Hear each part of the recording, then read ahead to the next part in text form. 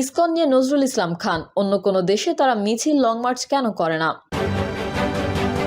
এবার বাংলাদেশ নিয়ে মমতার মন্তব্যে তীব্র প্রতিক্রিয়া জানালেন মির্জা ফখরুল। জানাবো আয়নাঘর এক ভয়ঙ্কর বন্দিশালা,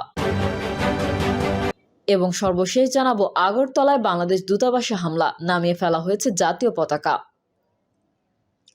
এতক্ষণ শুনছিলেন সংবাদ শিরোনাম, এবারে বিস্তারিত। তবে তার আগে অনুরোধ থাকবে আমাদের চ্যানেলটি সাবস্ক্রাইব করে বেল আইকনটি ক্লিক করুন।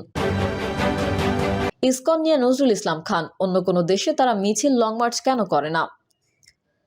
শেখ হাসিনার পতনের পর একটি সংগঠনের আন্দোলন ঘিরে ভারতের বিবৃতিকে পক্ষপাত বলে মনে করছেন বিএনপির স্থায়ী কমিটির সদস্য নজরুল ইসলাম খান। ইসকনের প্রতি ইঙ্গিত করে তিনি প্রশ্ন রাখেন, দুনিয়ার বিভিন্ন দেশে তাদের শাখা আছে, বাংলাদেশ ছাড়া আর কোন দেশে তারা দাবি নিয়ে মিছিল কিংবা লং মার্চ কেন করে না, এখানে কেন করা হয়? নজরুল ইসলাম খান বলেন, এত বছর ধরে নির্যাতন নিপীড়ন চলল, তখন সংগঠনটি কেন প্রতিবাদ করলো না? শেখ হাসিনার পতনের পর নতুন সরকার আসার সঙ্গে সঙ্গে আন্দোলন কেন করতে হবে? তিনি বলেন, তারা এদেশের মানুষ হয়ে ভারতের সরকারের কাছে অনুরোধ জানায় বাংলাদেশের বিরুদ্ধে ব্যবস্থা নেওয়ার জন্য, অথচ জুলাই আগস্টে হাজারো মানুষকে মেরে ফেলা হয়েছে, তা নিয়ে তাদের কোনো বিবৃতি দেখলাম না। আইনজীবীকে মেরে ফেলা হলো, তা নিয়েও কোনো বিবৃতি নেই। একজনকে গ্রেফতার করলো বিবৃতি দেবেন, আর হাজার হাজার মানুষকে খুন করলে বিবৃতি দেবেন না? এটা পক্ষপাতমূলক। ফ্যাসিস্ট শাসনের বিরুদ্ধে লড়াই করতে দেশে বিদ্যমান সব রাজনৈতিক সংগঠনের মধ্যে ঐক্য গড়ে তোলার আহ্বান জানান নজরুল ইসলাম খান। তিনি বলেন, ঐক্যবদ্ধ প্রচেষ্টা ছাড়া ফ্যাসিবাদকে পরাজিত করা সম্ভব নয়।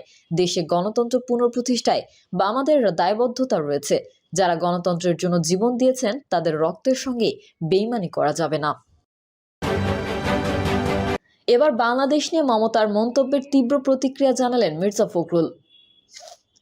বাংলাদেশের জাতিসংঘে শান্তিরক্ষী পাঠানো নিয়ে পশ্চিমবঙ্গের মুখ্যমন্ত্রী মমতা বন্দ্যোপাধ্যায় যে বক্তব্য রেখেছেন তা বাংলাদেশের স্বাধীনতা সার্বভৌমত্বের প্রতি হুমকি স্বরূপ মন্তব্য করে অবিলম্বে এই ধরনের বক্তব্য প্রত্যাহারের দাবি জানিয়েছেন বিএনপির মহাসচিব মির্জা ফখরুল ইসলাম আলমগীর। মির্জা ফখরুল বলেন, সকালে কয়েকটি পত্রিকায় একটা সংবাদ দেখলাম যে ভারতের রাজ্যের পশ্চিমবঙ্গের মুখ্যমন্ত্রী যে উক্তি করেছেন বাংলাদেশ সম্পর্কে, সেই বিষয়ে আমি বক্তব্য না রেখে পারছি না।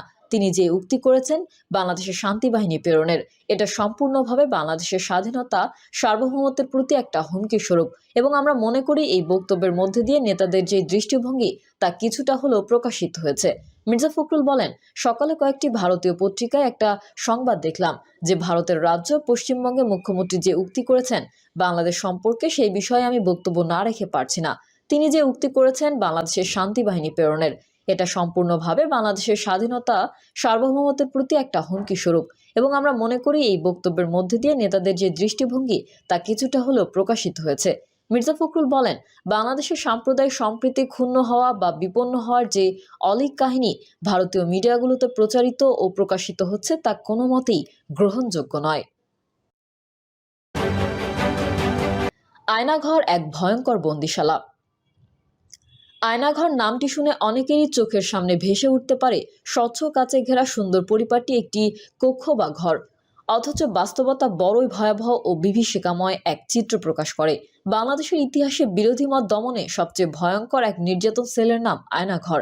ফ্যাসিবাদী ও স্বৈরাচার আওয়ামী লীগ সরকারের আমলে প্রথম আয়নাঘর নামক শব্দটি পরিচিতি পায়, তবে তার অস্তিত্ব নিয়েছিল এক ধরনের ধোঁয়াশা বা বিভ্রান্তি। আওয়ামী লীগ সরকারের চোখে চরম শত্রু বলে বিবেচিত হতো যারা, তাদের হয় খুন না হয় গুম করে রাখা হতো আয়নাঘরে।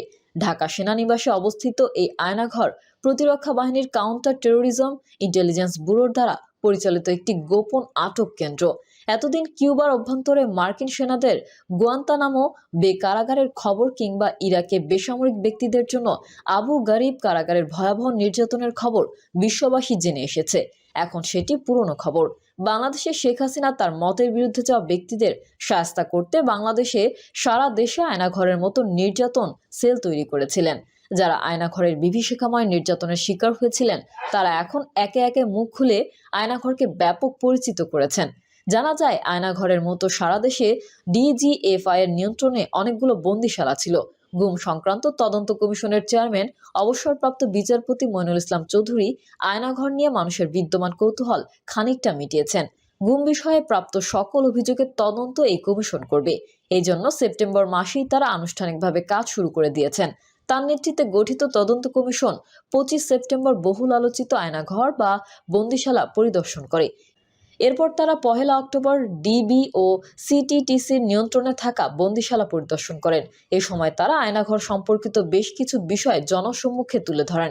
বিচারপতি মইনুল ইসলাম চৌধুরী সংবাদ সম্মেলনে বলেন, বহুল আলোচিত এই আয়নাঘর বা জয়েন্ট ইন্টারোগেশন সেল ডিজিএফআই এর কম্পাউন্ডে অবস্থিত।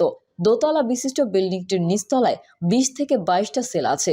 উপরের তলায়ও কিছু কক্ষ আছে। এসব স্থানে সারা দেশে থেকে গুম করা মানুষদের বন্দী করে রাখা হতো। তিনি বলেন, গুম সংক্রান্ত অভিযোগ সবচেয়ে বেশি র্যাব, ডিজিএফআই, ডিবি ও সিটিটিসির বিরুদ্ধে। সারা দেশে গুম হওয়া মানুষের প্রকৃত সংখ্যা কত তার সঠিক হিসাব জানা না গেলেও মাত্র 2 সপ্তাহে কমিশনের 400 অভিযোগ প্রাপ্তি প্রমাণ করে বিপুল সংখ্যক মানুষ গুম বা নিখোঁজ হয়েছেন। আয়নাঘরের ছোট ছোট 20 থেকে 22টি কুঠুরিতে গুম হওয়া মানুষদেরকে বন্দী করে রাখা হতো। তাদের সার্বক্ষণিক চোখ বন্ধ করে রাখা হতো। গুহার ভেতর দিন না রাতের কোনো পার্থক্য করা যেত না। তাদের খাবার, ঘুম ও অন্যান্য কাজকর্ম সারতে হতো চোখ বাঁধা অবস্থায়। এখানে অন্য বন্দীদের কেউ কাউকে দেখতে পেত না। দম বন্ধ করা মৃত্যুকূপে অনেকের বছরের পর বছর কেটেছে। কেউ কেউ সেখানে মৃত্যুবরণ করেছেন। বিশ্বের বিভিন্ন দেশে চরম স্বৈরাচার ও ফ্যাসিস্ট সরকারগণ বিরোধী মত দমনের নৃশংসতম পদ্ধতি প্রয়োগ করেও নিজেদের রক্ষা করতে পারেনি। শেখ হাসিনাও পারেননি। তাকেও ছাত্র জনতা ইতিহাসের আস্তাকুড়ে ছুঁড়ে ফেলে দিয়েছে। তার পতন ও পলায়নের পর সকল স্তরের মানুষের কাছে আয়নাঘরের ইতিহাস একটি চরম আলোচিত ও আগ্রহের বিষয়। যারা আয়নাঘরের বন্দিশালায় অন্ধকার প্রকোষ্ঠে নির্যাতনের শিকার হয়েছিলেন, তাদের দাবিকে সরকার বরাবরই অস্বীকার করে আসছিলেন। সরকারের পক্ষের কেউই এর অস্তিত্ব মানতে রাজি ছিল না। এখন নির্যাতিতদের অভিজ্ঞতা শুনে মিডিয়াগুলো আয়নাঘরের উপর সত্য অনুসন্ধানী প্রতিবেদন তুলে ধরছে। যদিও গুজব লীগের কারণে এখনো সাধারণ মানুষের মনে কিছুটা বিভ্রান্তি বিরাজ করছে। অন্তর্বর্তীকালীন সরকারকে বিতর্কিত ও ব্যর্থ করতে তারা হাজারো মিথ্যা তথ্য দিয়ে গুজব ছড়াতে সদা ব্যস্ত। আওয়ামী লীগের গুজব বাহিনী এখানে প্রচার করছে আয়নাঘর বলে দেশে কোনো কিছু ছিল না। এগুলো সবই ছাত্র জনতার বানানো কাহিনী। হাসিনার বিরুদ্ধে এগুলো ইউনূস সরকারের এক ধরনের ষড়যন্ত্র। তাই এই ধরনের নির্যাতন সেল বা নাম না জানা আয়নাঘর সম্বন্ধে মানুষের কৌতূহল মেটানো জরুরি। কেউ কেউ হয়তো প্রশ্ন করবেন, আয়নাঘরের ধারণা কি শুধুই মিথ বা কল্পকাহিনী, বাস্তব কিছু নয়? যদিও আয়নাঘরে বন্দী থাকা নর্থ সাউথ বিশ্ববিদ্যালয়ের সাবেক অধ্যাপক ও শিক্ষাবিদ মোবাশ্বের হাসান, সাবেক রাষ্ট্রদূত মারুফ জামান, ব্যবসায়ী অনিরুদ্ধ কুমার রায়, জামায়াতের মরহুম আমির অধ্যাপক গোলাম আজমের পুত্র ব্রিগেডিয়ার জেনারেল আমান আজমি, মীর কাশেম আলীর পুত্র ব্যারিস্টার আরমান ও ইউপিডিএফ এর মুখপাত্র মাইকেল চাকমা সহ অনেকে দীর্ঘ বছর আয়নাঘরে বন্দিদশা থেকে বের হয়ে দিয়েছেন চাঞ্চল্যকর অনেক তথ্য। তাদের পূর্বাপর আরও অনেকে আয়নাঘরের বীভৎস ইতিহাস জনসম্মুখে তুলে ধরেছেন। আয়নাঘরের ইতিহাস এখন শুধু সামাজিক যোগাযোগ মাধ্যম বিষয়ক কোনো খবর নয়। এটি এখন মূলধারার